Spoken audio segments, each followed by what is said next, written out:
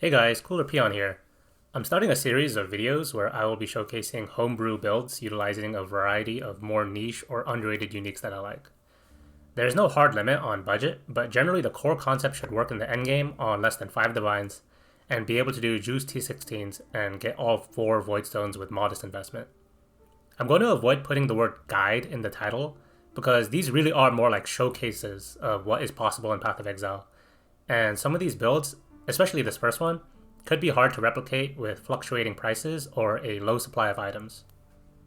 To start off this series, I'm going to cheat a bit and showcase an already existing build, one of my favorites in PoE history, the Reflect Ballista build. I enjoy it so much I made a forum guide for a more modern version of this build 5 years ago, and had played it in various leagues since.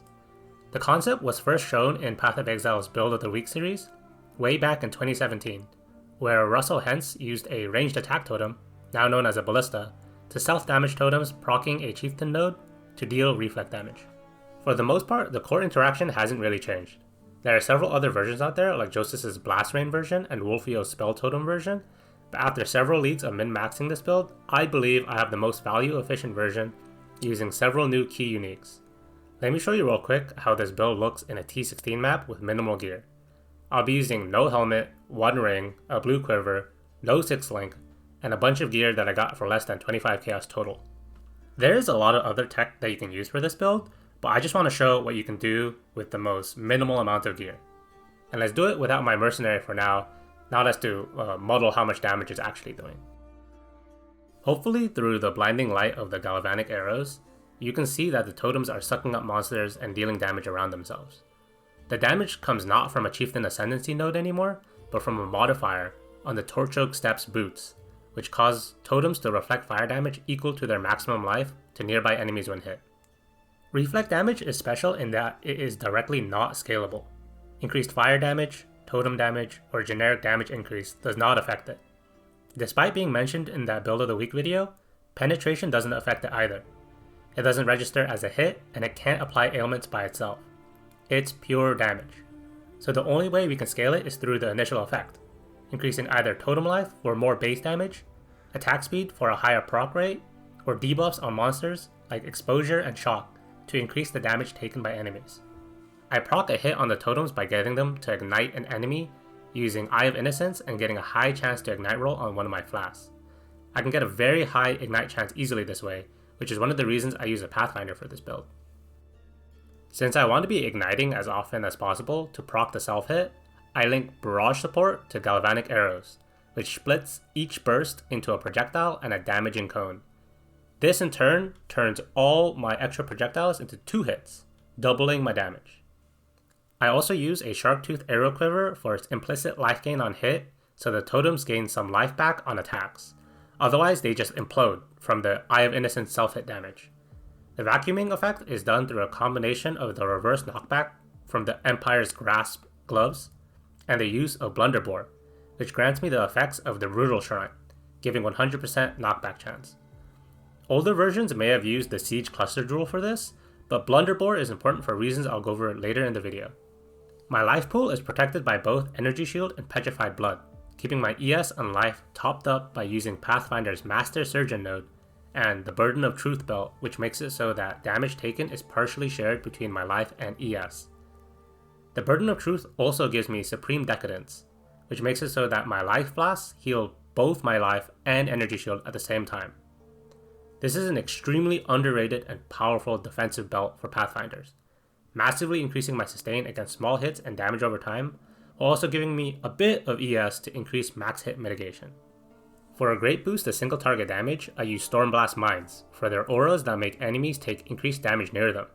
At a maximum of 18 mines with Minefield support, this is a whopping 72% extra damage taken. What I really wanted to show you all is what this build can do in T17s and Uber Pinnacle bosses. Let me swap my gear for some of the min-max gear that I have, and this new tool introduced this league to show you what this build is really capable of.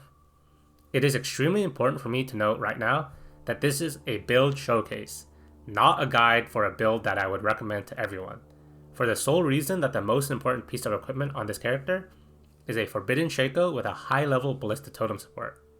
Due to the inherent extreme RNG of Forbidden Shakos, these are very rare, so invest in this build at risk of never being able to hit the damage that I'm putting out. So off the bat, one of the more noticeable differences is that my character is growing in size and my ballista seem to be attacking way faster. This is from a new core piece of the build, the new unique ring Coiling Whisper, introduced this league with Secrets of the Atlas. This ring grants me Soul Eater whenever one of my hexes get close to expiring. The 6-link setup on my Quill Rain is entirely dedicated to making this ring work. Linking Tornado Shot to Managoforged Arrow and Life Tap so that the mana cost of Tornado Shot is technically 0, and I shoot a bunch of arrows around on every ballista drop. Each arrow curses enemies with a roughly 1 second Temporal Chains curse, expiring quickly after and giving me a Soul Eater stack.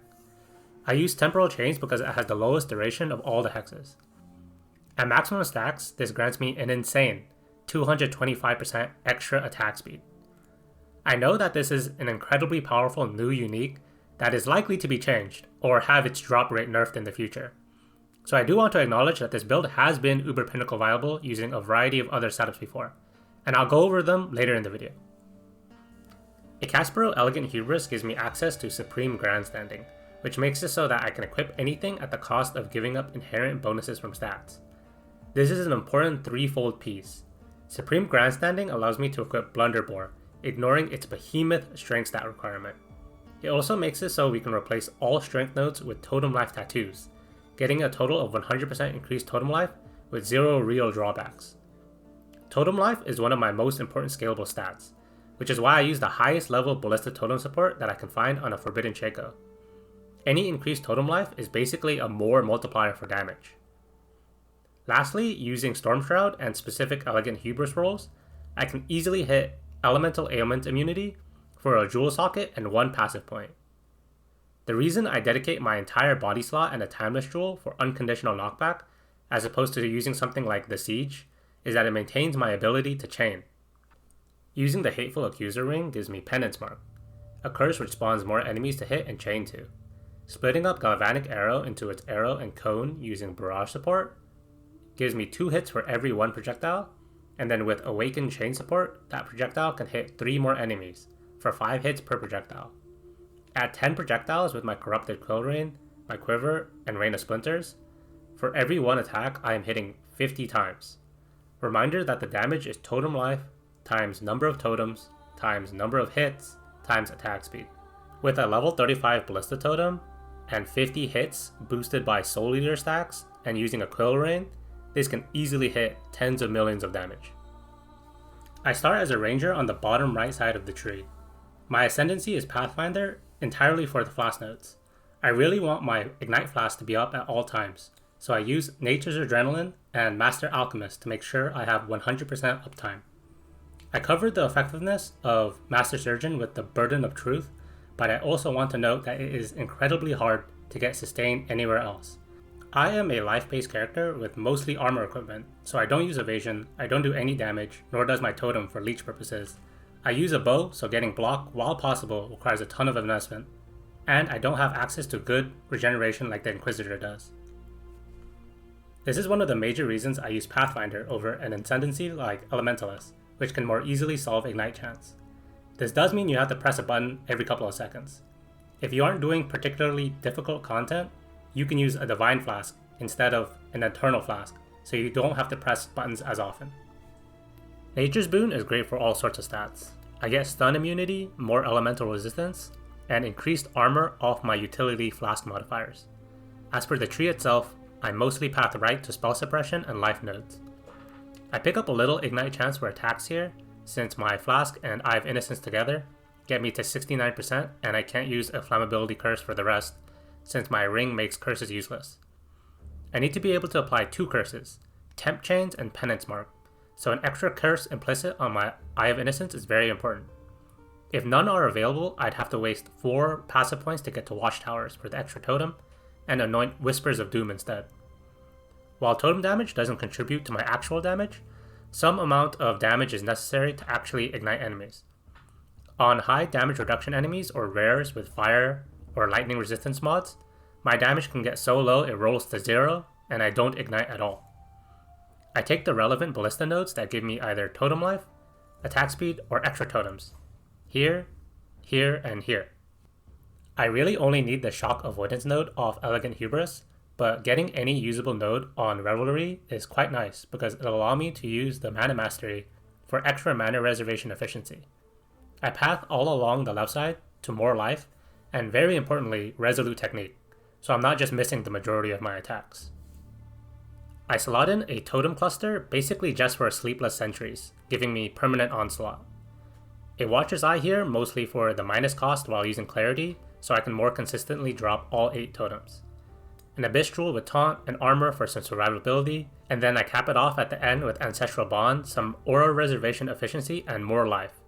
Since Blunderbore has no life modifier on it, I can use the 15% increased maximum life mastery, and since I want more life and to reduce my attack cost anyways, I spend 6 points on all the life masteries for the big 10% more maximum life.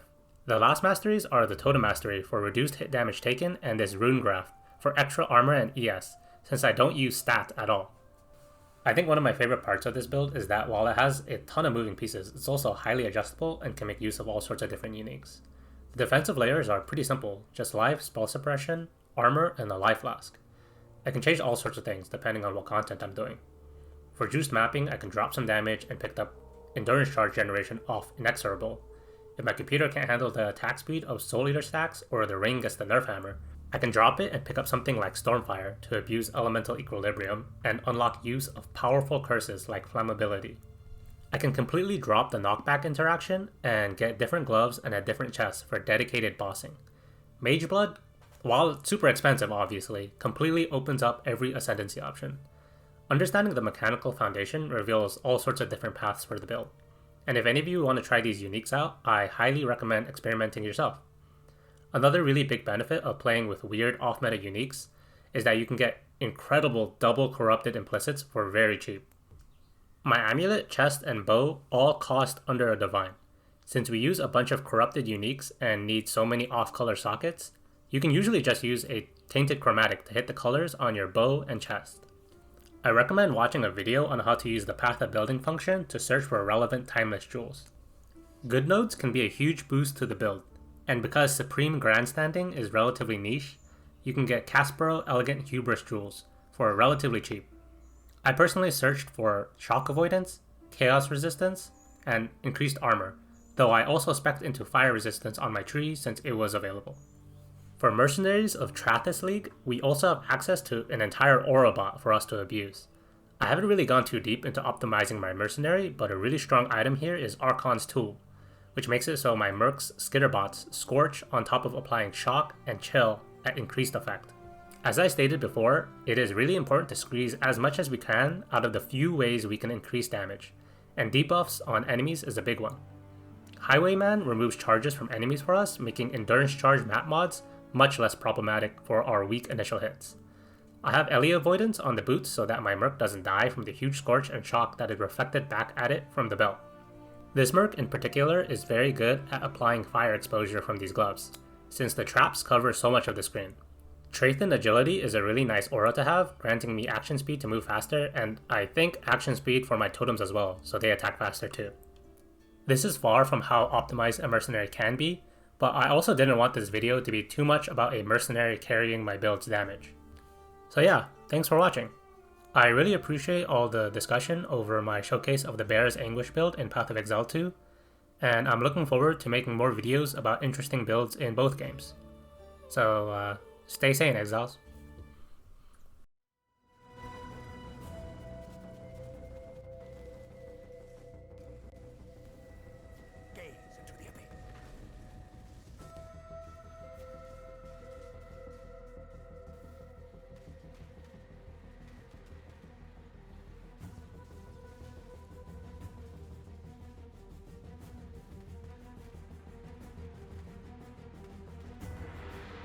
Kiwa!